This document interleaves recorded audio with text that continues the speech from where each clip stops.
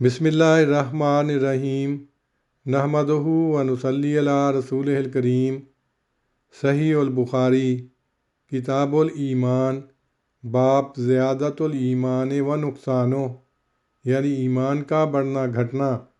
حدیث نمبر 44۔ حضرت انس رضی اللہ عنہ سے روایت ہے کہ نبی صلی اللہ علیہ وسلم نے فرمایا،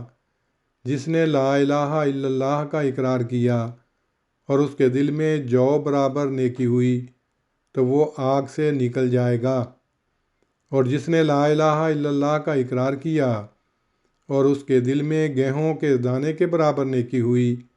وہ بھی آگ سے نکل جائے گا، اور جس نے لا الہ الا اللہ کا اقرار کیا اور اس کے دل میں ذرہ بھر بھی بھلائی ہوئی وہ بھی آگ سے نکل آئے گا۔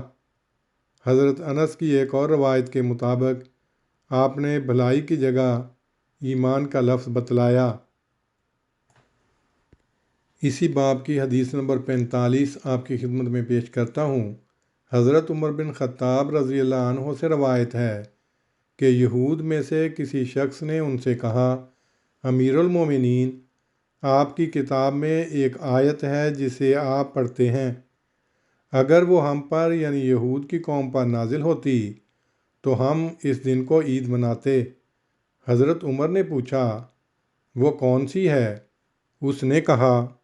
الیوم اکملت لکم دینکم واتممت علیکم نعمتی ورضیت لکم الاسلام دینا۔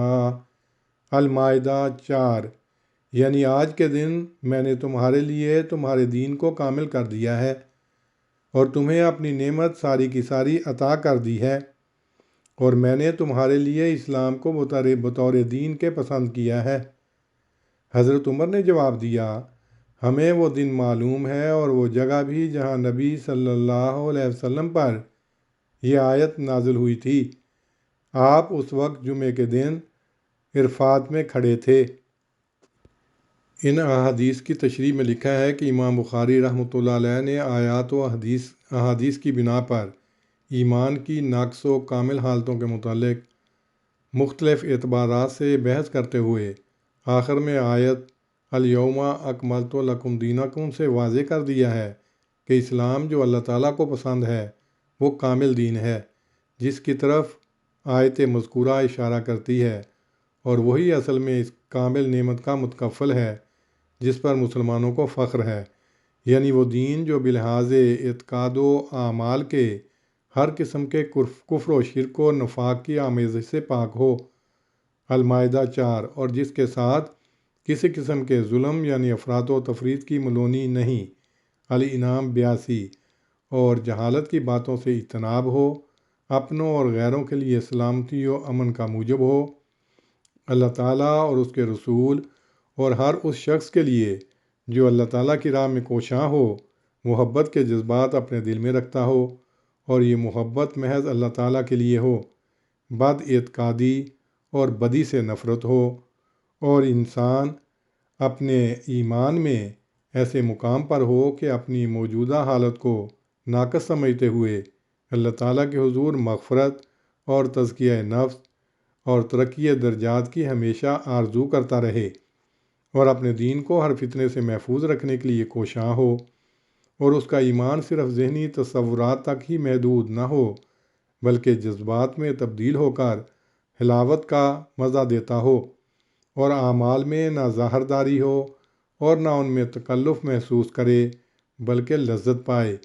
اور ان کے بجا لانے میں مستعدی و نشاط ہو، اور اپنی خواہش کا دخل نہ ہو بلکہ اللہ تعالیٰ کی مشیت اور اس کی خوشنودی اس کے ایمان کا خمیر ہو، اور محبت و ذوق و شوق اس کی روح رواں ہو۔ یہ وہ ایمان و اسلام ہے جو الیوم اکملت لکم دینکم واتممت علیکم نعمتی ورضیت لکم الاسلام دینا کا مصداق ہے، اور جو اپنوں کے لیے مایہ ناز اور غیروں کے لیے جائے رشک، نہ وہ ایمان جو ذرے کے برابر سب کے دلوں میں ہے اور جو جہنم کی سزا سے بچانے والا نہیں، جیسا کہ حدیث سے معلوم ہوتا ہے کہ اس قسم کے مومن اور لا الہ الا اللہ کہنے والے بھی اپنی بد اعمالیوں کی وجہ سے جہنم میں ڈالے جائیں گے۔ مزید تفصیل کے لیے حدیث نمبر 44 اور 45 کی تشریح دیکھی جا سکتی ہے۔ اللہم صلی علی محمد وعلی آل محمد کما صلیت علی ابراہیم وعلی آل ابراہیم انک حمید مجید۔ اللہم بارک علی محمد وعلی آل محمد کما بارکت علی ابراہیم وعلی آل ابراہیم انک حمید مجید۔